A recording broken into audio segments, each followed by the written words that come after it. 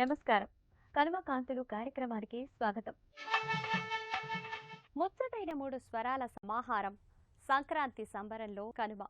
కనువిందు చేసే కనుమ ప్రధానంగా వ్యవసాయదారుల పండగ. సాగులో అన్నదాతలకు సహాయం చేసే పశు సంపద పండగ. మన అందరి మనుగడకు ఆహార ఉత్పత్తిలో అపరిమితంగా సహకరించే పశువులకు కృతజ్ఞతలు చెప్పుకునే అపురూప సందర్భం కనుమ పర్వం. పల్లె లోగిళ్లలో అసలైన సంక్రాంతి శోభ కనుమనాడు గోచరమవుతుంది. ప్రకృతి అందాలకు పట్టుకొమ్మాయిన కోనసీమ కనుమనాటి ప్రబల తీర్థం కనుమ సందడికి మరింత సౌందర్యాన్ని ఆపాదిస్తుంది. సంక్రాంతి సందళ్లలో కనుమ ప్రత్యేకతను, ప్రబల తీర్థ విశేషాలను కనుమ కాంతులు అనే ఈ ప్రత్యేక కార్యక్రమంలో తిలకిద్దాం.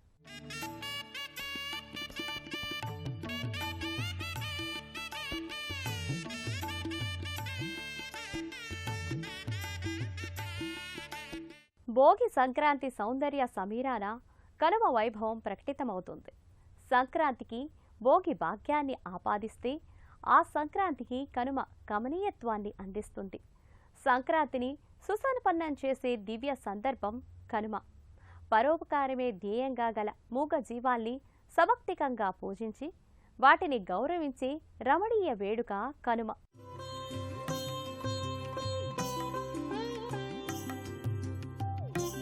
కనుమ అచ్చమైన రైతుల పండుగ. కనుమ అసలు పేరు కనుమ పులు పండుగ. కనుము అంటే పశువు, పులు అంటే నవరత్నాలపై పేరుకునే మాలిన్యం, కసవు అనే అర్థాలున్నాయి. కసవు అంటే గడ్డి. రత్నాలపై పేరుకున్న మాలిన్యాన్ని శుద్ధి చేసినట్లుగా పశువులపై పేరుకున్న మాలిన్యాన్ని శుభ్రంగా నీటితో తొలగించి, అంటే వాటికి స్నానం చేయించి కడుపారా గ్రాసాన్ని వాటికి తినిపించడం కనుమ నాటి ప్రధాన విధులు. అందుకే ఈ పండుగను కనుమ పులు అన్నారు. ప్రకృతిలో పరమేశ్వర కారుణ్య స్వరూపాన్ని చూడగలిగిన వారి ధన్యులని మన ఆర్ష సంస్కృతి ప్రబోధిస్తోంది. భూమిని తల్లిగాను, ఆకాశాన్ని తండ్రిగాను సనాతన ధర్మం ప్రతిపాదించింది. మనల్ని తల్లిలా భరించి పోషించేది భూమాత. ఈ తల్లికి తగిన సామర్థ్యాన్నిచ్చి సాఫల్య శక్తిని సమకూర్చేది ఆకాశం. నింగి నుంచి కురిసే వర్షం, జ్యోతిర్మండల కాంతి, సూర్యభగవానుడి ప్రాణశక్తుల్ని భూమి స్వీకరిస్తోంది. భూమిపై నివసించే అనంతకోటి జీవరాశులు పోషణ పొందుతూ తమ విద్యుక్త ధర్మాల్ని నిర్వహిస్తున్నారు. సమస్త ప్రాణుల పట్ల దయార్ద్ర హృదయాన్ని కలిగి ఉండాలనే భావనకు సంకేతమే కనుమ. కనుమ పండగ ఏర్పడ్డానికి మహాభారతంలో శ్రీకృష్ణ భగవానుడు గోకులంలో గోవర్ధన పర్వతాన్ని తన యొక్క చిటికెన వేలి మీద ఆయన పైకి లేపి అక్కడ గోకులంలో ఉన్నటువంటి వాళ్ళందరినీ, విశేషించి అక్కడున్న గోకుల వాసులందరినీ, అలాగే పశుపక్షాదుల్ని ఇంద్రుడి దగ్గర నుంచి రక్షించినటువంటి రోజు ఇది కనుమగా మనకి మహాభారతంలో స్పష్టంగా చెప్పబడింది. ఈ రోజు గోవుల్ని పూజించడం, అలాగే పశుపక్షాదులు వంటి వాటిని పూజించడం, మన దగ్గర ఉన్నటువంటి పశుపక్షాదులన్నిటికీ ఆహారాన్ని అందించడం, వాటిని సేవ చేయడం ఈ కనుమ రోజు ఉన్నటువంటి విశేషం. కనుమ రోజు ఎవరైతే గోపూజ చేస్తారో, గోవర్ధనుడైనటువంటి శ్రీకృష్ణుని పూజిస్తారో వాళ్ళకి శ్రీకృష్ణుని యొక్క అనుగ్రహం కలుగుతుందని మన యొక్క పురాణాలు స్పష్టంగా తెలియజేస్తున్నాయి. గోమాతకి ఈరోజు గ్రాసం వంటివి వేయడం, గోమాతని పూజించడం వల్ల మనకి 1,000,000 రెట్ల పుణ్యఫలం కలుగుతుందని శాస్త్రములు తెలియజేస్తున్నాయి. సిరి సంపదలిచ్చే గోమాతను, ఆ సంపదలకు కారణమైన భూమాతను, వృషభాల్ని పూజించే మనోజ్ఞ భరిత పర్వం కనుమ. మనవేంటో మనలోని కృతజ్ఞతాభావమే వెల్లడిస్తుంది. అలాంటి కృతజ్ఞతాభావాన్ని మూగ జీవాల పట్ల కనపర్చడానికి కనుమ దోహదం చేస్తుంది. ప్రకృతి పట్ల విధేయతను, ప్రకృతి పట్ల ఆత్మీయతను కనపరిచే అద్భుత సందర్భం కనుమ. ఈ విధేయత, ఆత్మీయతలనేవి కనుమకే పరిమితం కాకుండా సర్వత్రా ప్రకృతిని పరిరక్షించాలనే దీక్ష వహించడానికి కనుమ ప్రాతిపదిక అవుతుంది. మట్టి మమకారాన్ని చూపించాలి, గాలి దయతల్చాలి, ఎండ అండగా ఉండాలి, నీరు పారి పుణ్యం కట్టుకోవాలి, ఆకాశం ఆసరానివ్వాలి. ఇలా పంచభూతాలు సర్వత్రా తమకు సహకారం అందించాలని రైతులు ఆకాంక్షిస్తారు. పంచభూతాల సహాయం ఒక ఎత్తైతే, రైతుల కోసమే జీవితాన్ని ధారపోసే పశుగణాల సేవ మరో ఎత్తు. రైతులకు వ్యవసాయం చేయడానికి భూమి ఎంత అవసరమో, ఆ వ్యవసాయానికి ఆసరాగా ఉండే పశు సంపద అంతే అవసరం.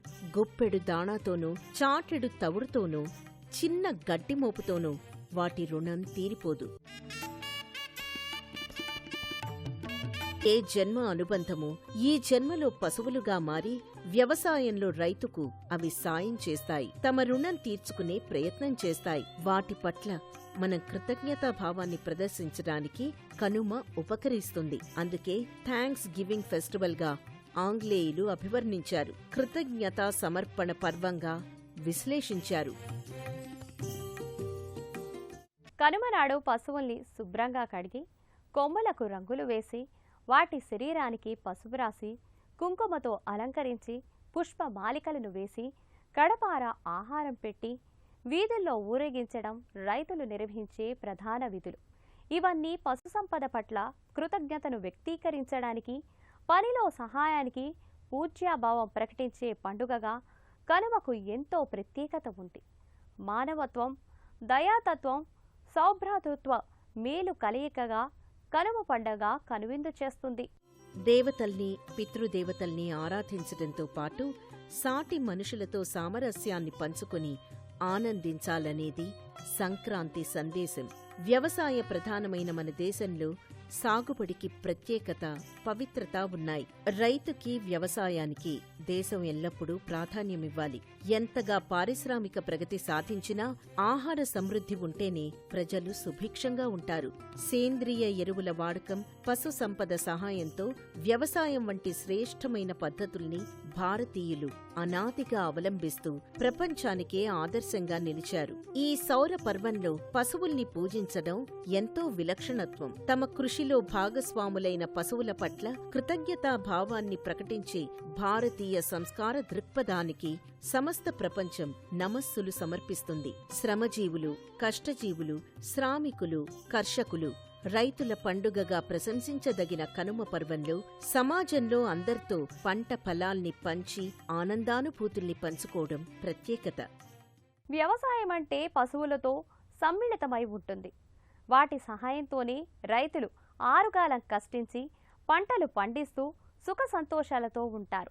కనుమ నాడు పాటించే సాంప్రదాయ విధులు రైతులకు తమ పశుగణాల పట్ల ఉన్న మమకార మాధుర్యాన్ని, ఆప్యాయత, సౌరభాల్ని వెల్లడిస్తుంది.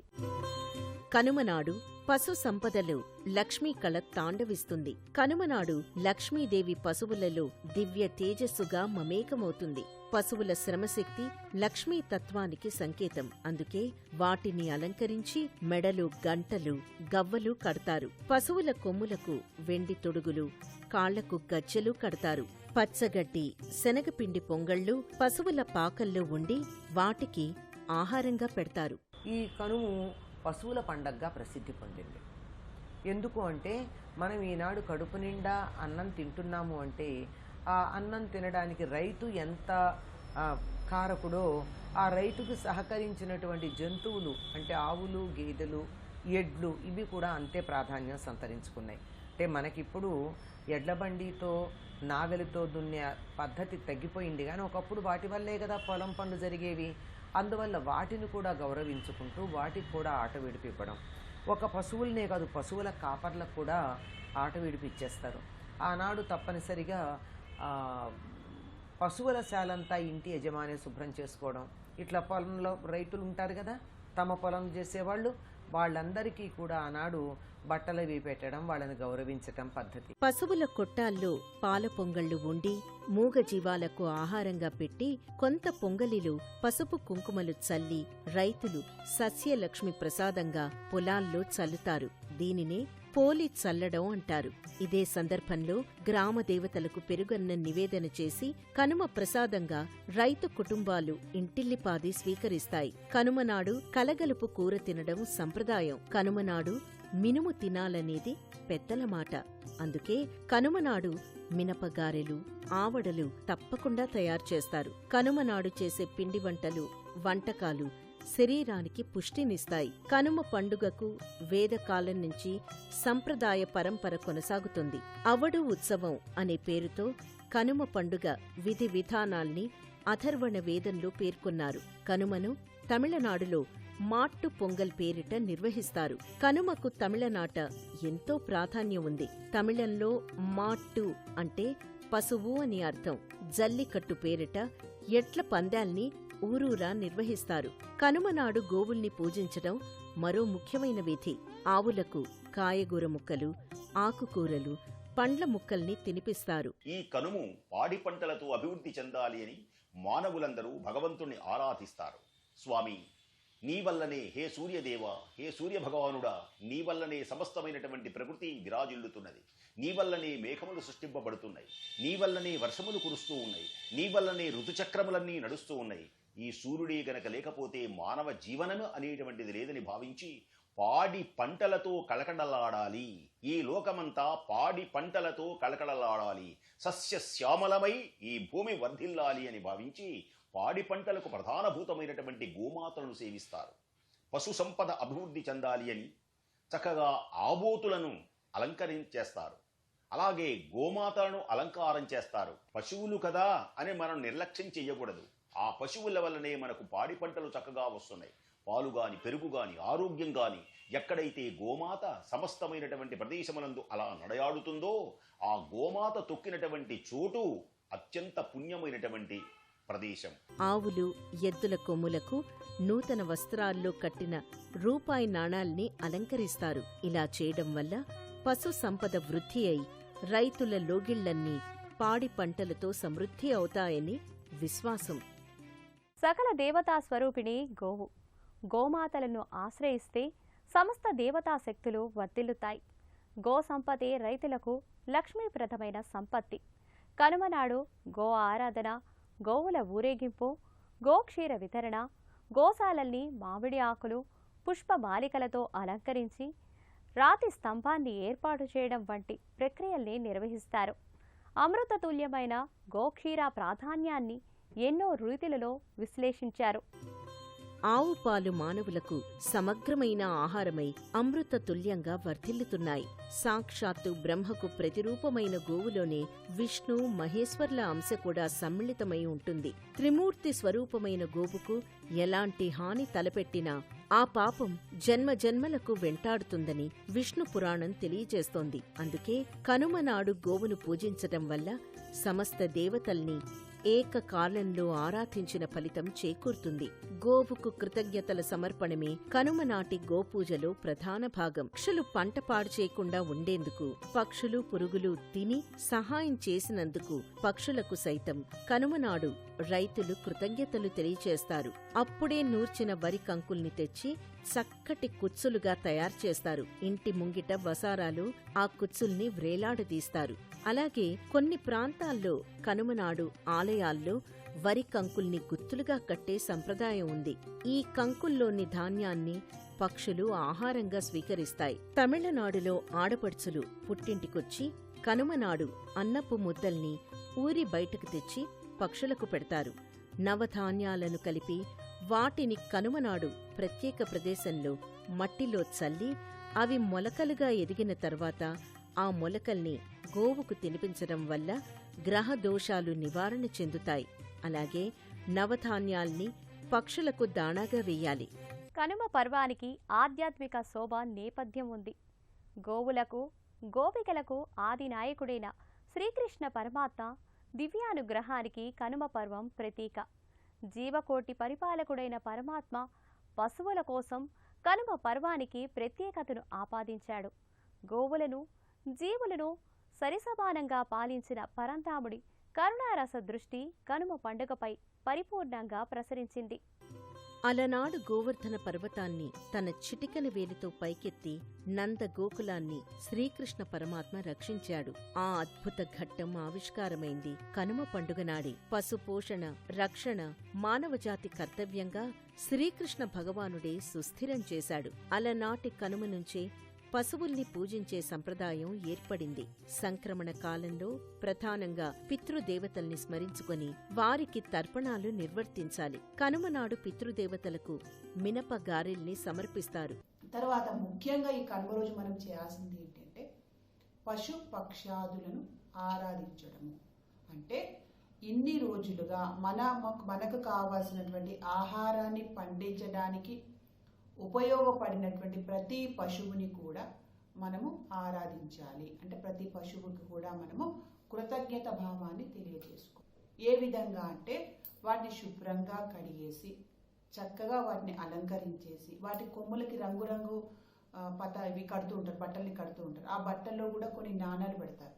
పెట్టేసి అవి పరిగెడుతూ ఉన్నప్పుడు వాటిని అందుకొనేసి ఆ నాణాలు తీసుకుని వచ్చిన వాడిని విజేతగా ప్రకటించడము, లేకపోతే వాడికి చాలా శుభం జరుగుతుంది అని చెప్పడము, ఇవన్నీ కూడా మనము కనుమ రోజు చేసేటువంటి పని. ఇంకొక పని ఏంటంటే ఇంట్లో ఉన్నటువంటి ఆడపిల్లలు కొత్త కుండలో అన్నం వండేసి ఆ అన్నాన్ని తీసుకుని, ఆ అన్నంలో నువ్వులు అవన్నీ వేస్తారనుకోండి, ఆ అన్నాన్ని తీసుకుని వెళ్ళి గ్రామ పొలిమేరల్లో ఒక పెద్ద ఆకులో పెట్టేసి వస్తూ ఉంటారు. అవి ఎవరు తింటాయి అంటే ఆ కాకులు, పక్షులు ఇలాంటివన్నీ వచ్చి ఆహారాన్ని తింటూ ఉంటాయి. అంటే దీని అర్థం ఏంటి అంటే వాళ్ళ నుండి వాళ్ళని వదిలి వెళ్ళిపోయినటువంటి పితృదేవతలను ఈ విధంగా ఆరాధిస్తూ ఉంటారు. వేడి పొంగళ్లు వండి గ్రామ దేవతలకు వాటిని నివేదన చేసి గ్రామాలలోని చేతి వృత్తుల వారికి ఆ పొంగళ్లను చలువ పొంగళ్లుగా ప్రసాదంగా వితరణ చేస్తారు. ఇంటి ఆడపడుచులు చక్కెర పొంగలి వండి ఆ చక్కెర పొంగల్ని పెద్ద ముద్దలుగా చేసి తమ సోదరులకు సర్వదా మంచి జరగాలని వారి చేతికి అందిస్తారు. అన్నదమ్ములు సోదరీమణుల్ని ఆదరించి వారికి కృతజ్ఞతలు తెలియచేస్తారు. కనుమనాడు జరిగే అపురూప ఆధ్యాత్మిక సంబరం ప్రబల తీర్థం. కోనసీమకు ప్రత్యేకమైన ఈ తీర్థ వేడుక కనుమకు ప్రత్యేకతను ఆపాదిస్తుంది. ఆంధ్రప్రదేశ్లోని తూర్పు గోదావరి జిల్లా సమీపంలోని మొసలపల్లి, ఇరుసుమండ గ్రామాల మధ్య గల 7 ఎకరాల ప్రాంతాన్ని జగ్గన్న తోటగా వ్యవహరిస్తారు. కనుమనాడు ఇక్కడ జరిగే ప్రబల తీర్థం కనువిందుగా కొనసాగుతుంది.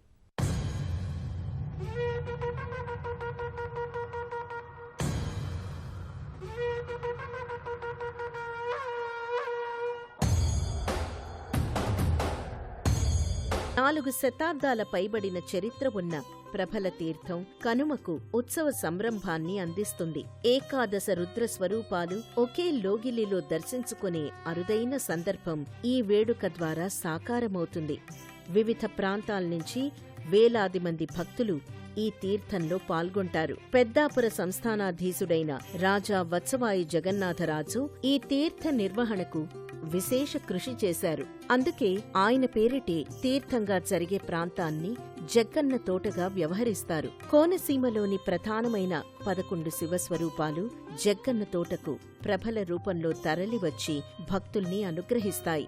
గంగలకుర్రు అగ్రహార వీరేశ్వరస్వామి, గంగలకుర్రు గ్రామ చెన్నమల్లేశ్వరస్వామి, వ్యాఘ్రేశ్వరస్వామి, పెదపూడి మేనకేశ్వరస్వామి, ఇరుసుమండ ఆనందరామేశ్వరస్వామి, వక్కలంక కాశీ విశ్వేశ్వరస్వామి, నేతునూరు చెన్నమల్లేశ్వరస్వామి, ముక్కామల రాఘవేశ్వరస్వామి, మొగలపల్లి మధుమానంత భోగేశ్వరస్వామి, పాలగుమ్మి చెన్నమల్లేశ్వరస్వామి, పుల్లేటికుర్రు అభినవ వ్యాఘ్రేశ్వరస్వామి రూపాల ప్రభలు మంగళ వాయిద్యాల నడుమ భక్తజనుల జయ ధ్వానాలతో ఊరేగింపుగా జగ్గన్న తోటకు తరలివస్తాయి. కోనసీమలోని దాదాపు అన్ని ప్రాంతాల్లో కనుమనాడు కనుమకు ప్రబల తీర్థాల్ని విశేషంగా నిర్వహిస్తారు. ప్రధాన కొయ్యకు అర్ధచంద్రాకారంగా వెదురు బద్దలు అల్లి వాటి మధ్య రంగురంగుల నూలుతో నయనానందకరంగా ప్రభలను తీర్చిదిద్దుతారు.